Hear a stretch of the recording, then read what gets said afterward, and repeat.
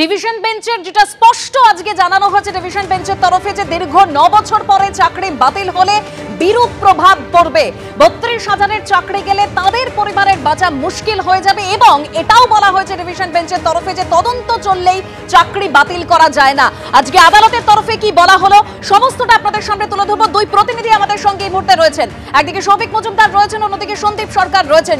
সন্দীপ, তোমার কাছে আসছি, তার আগে সৌভিক।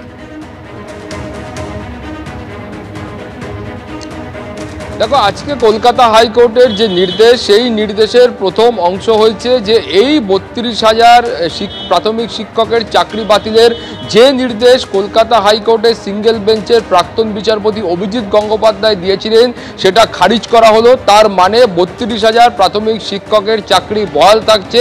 তারা কিন্তু একইভাবে এখনো পর্যন্ত যেভাবে স্কুলে বহাল রয়েছেন তারা সেইভাবেই স্কুলে বহাল থাকবেন এবং তারা চাকরি করতে পারবেন। এটা আজকে কলকাতা হাইকোর্টের মূল নির্দেশ। এখন এই নির্দেশের পেছনে বেশ কিছু কারণ রয়েছে, যেই কারণের একটা অংশ আজকে কলকাতা হাইকোর্টের তরফ থেকে ব্যাখ্যা করা হয়েছে। প্রথমত বলা হয়েছে যে এই যে দুর্নীতির অভিযোগ তোলা হচ্ছে সেই দুর্নীতির ভিত্তিতে এই 32,000 প্রাথমিক শিক্ষকের ঠিক কি ভূমিকা ছিল বা এই 32,000 প্রাথমিক শিক্ষকের প্রত্যেকেরই আদৌ কোনো ভূমিকা রয়েছে কিনা বা থেকে থাকলে সেটা কি রয়েছে সেটা এখনো পর্যন্ত সিবিআই এর তরফ থেকে প্রমাণ করা সম্ভব হয়নি। তারপরে বলা হয়েছে যে 264 জনকে অতিরিক্ত নম্বর দেওয়া হয়েছিল বলে চিহ্নিত করা সম্ভব হয়েছে, অর্থাৎ 264 জন প্রাথমিক শিক্ষককে বাড়তি 1 নম্বর দেওয়া হয়েছিল বলে চিহ্নিত করা সম্ভব হয়েছে। ফলে চিহ্নিতকরণের যে কাজটা সেই কাজটাও সম্পন্ন হয়েছে।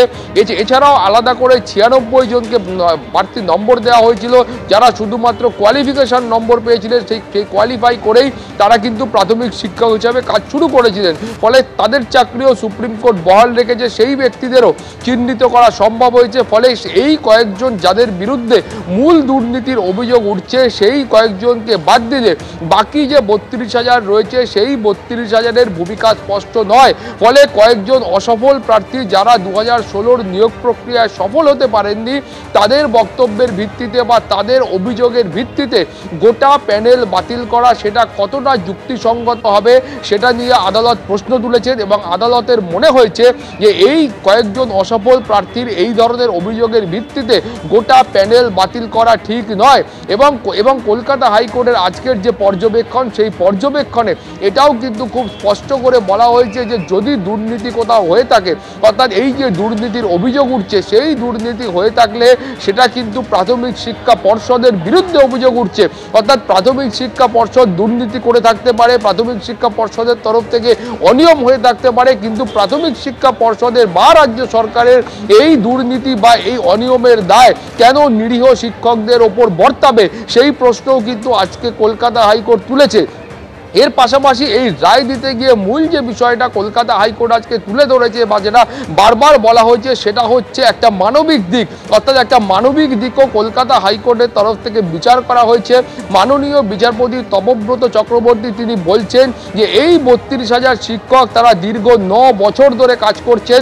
ফলে এই অবস্থায় এদের চাকরি যদি বাতিল করা হয় সেক্ষেত্রে কিন্তু এদের এবং এদের পরিবারের ওপর একটা বিরূপ প্রতিক্রিয়া পড়বে। এছাড়াও যেটা বলা হয়েছে যে আবার যদি পরীক্ষা নেওয়া হয় সেটারও কিন্তু একটা বিরূপ প্রতিক্রিয়া রয়েছে। পাপিয়া, সৌভিক তুমি আমাদের সঙ্গে থাকো, সরাসরি আরেক প্রতিনিধি সন্দীপ সরকার আমাদের সঙ্গে রয়েছেন।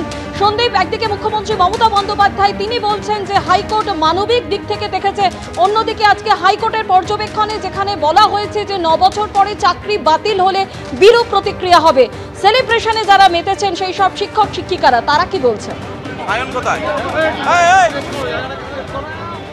একেবারে তুমি দেখতে পাবে যে আমার সঙ্গে এই মুহূর্তে যারা রয়েছেন তারা এই কিছুক্ষণ আগে আদালত থেকে জিতে বেরিয়েছে এবং ফলে স্বাভাবিকভাবেই এই মুহূর্তে কিন্তু রীতিমতো সেলিব্রেশনের মুডে রয়েছেন সকলে। তার মাঝখানেই এই প্রশ্নটা নিয়ে যাব সবার কাছে যে আজকের এই যে আদালতের পর্যবেক্ষণ এবং তারপরে এই আপনাদের এই যে 32,000-এর চাকরি রক্ষা পেল, এই লড়াইকে কিভাবে ব্যাখ্যা করবেন এবং এই রায়কে কিভাবে দেখছেন? এই আজকে রায় হলো, এই রায় শুধু আজকের রায় না, দীর্ঘ 2.5 বছরেরও অধিক সময় ধরে যে কষ্ট আর যে পরিমাণ সমস্ত কিছু ফেস করে আমরা লড়েছি, সমাজ মানুষ, ট্রেন, বাস সমস্ত জায়গায় আমাদের যোগ্যতা নিয়ে প্রশ্ন উঠেছে। এই 32,000-এর একজনও অযোগ্য নয়, সেটা সিবিআই বলেছে, সেটা আদালত আজকে বলে দিল। এবার আমি সমস্ত মানুষকে, পশ্চিমবঙ্গবাসীকে অনুরোধ করছি, আপনারাও আমাদের যোগ্য বলে ঘোষণা করুন নিজের মনে। এটা হচ্ছে আমাদের প্রথম চাহিদা। আর 2 নম্বর কথা আমি যেটা বলি, এই লড়াই সবার লড়াই। এই লড়াই কিন্তু 32,000 প্রাইমারি শিক্ষকের লড়াই না। এই লড়াই আজকে পশ্চিমবঙ্গে শিক্ষা জিতল। এই লড়াই শিক্ষকদের লড়াই ছিল। এই লড়াই গোটা প্রাথমিক শিক্ষকদের জিত। এই লড়াই 2017-র জিত। আর সর্বোপরি আদালত আজকে বললো যে কয়েকজনের জন্য এই 32,000 মানুষ যারা 9 বছর ধরে চাকরি করেছেন তাদের চাকরি বাতিল করা যায় না। কিভাবে দেখছেন?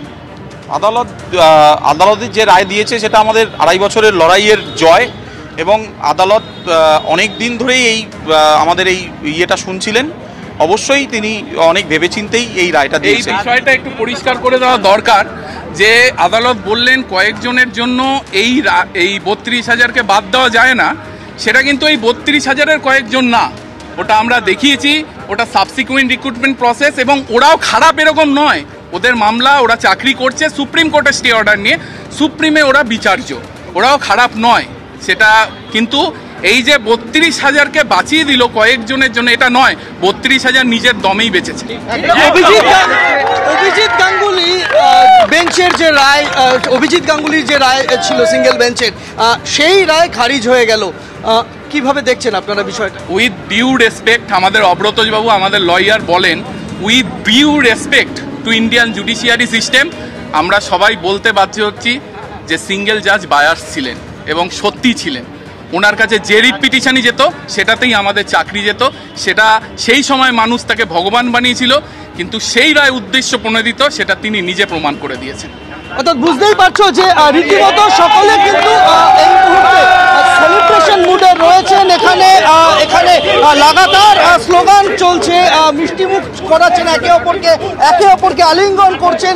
এইভাবে কিন্তু এই মুহূর্তে এখানের এই হাইকোর্টের বাইরে, হাইকোর্ট চত্বরের বাইরে এই যারা 32,000 যাদের চাকরি আজকে, তারা আবার নতুনভাবে তাদের জীবনের একটা মাইলস্টোন বলছেন তারা, সেই সকলে তারা এখানে কিন্তু এই মুহূর্তে সেলিব্রেশনের মুডে এক প্রকার রয়েছেন বলতে পারি। একদম সন্দীপ, সেই সেলিব্রেশনের ছবি আমরাও দেখতে পাচ্ছি, এবং তারা প্রত্যেকেই বলছেন, অর্থাৎ যাদের চাকরি আজ বহাল থাকলো সেই 32,000 প্রাথমিক শিক্ষক, তারা প্রত্যেকেই বলছেন যে এটা শিক্ষকদের লড়াই।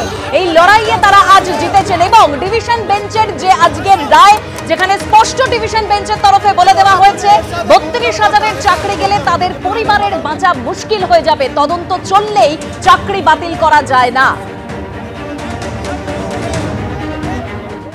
এবিপি আনন্দ, এগিয়ে থাকে, এগিয়ে রাখে।